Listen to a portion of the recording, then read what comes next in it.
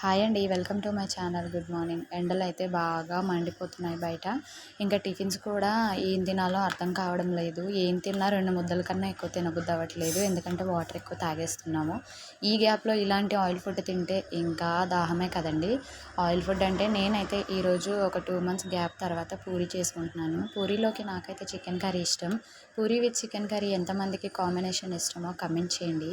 మా వారికైతే ఆలు వేసి శనగపిండి వేసి బేసన్ టైప్ చేస్తేనే తింటారు. పూరి అలాంటివి చికెన్లో తినరనమాట, గారెలు తింటారు. సో నేనైతే ఎప్పుడు చేసినా ఇంకా శనగపిండే చేస్తానన్నమాట. చాలా బాగుంటుంది. నేను చాలా సింపుల్ రెసిపీసే చేస్తానండి, నా స్టైల్లోనే చేస్తాను. ఇంకా ఏది చూసి ఏది ఫాలో కాను. ఏదైనా నాకు తెలియనిది అంటూ ఉంటేనే విష్మయ్ ఫుడ్ అన్నది మాత్రమే చూస్తాను. చాలా బాగా చేస్తాడు అన్నయ్య అయితే. నేను అన్నయ్యదే చాలా ఫాలో అవుతాను అనమాట. సో ఇదైతే నేను నాష్టాలోనే చేసుకున్నాను, చాలా బాగా వచ్చేసింది. వీడియో నచ్చితే లైక్ చేయండి. మరిన్ని వీడియోస్కి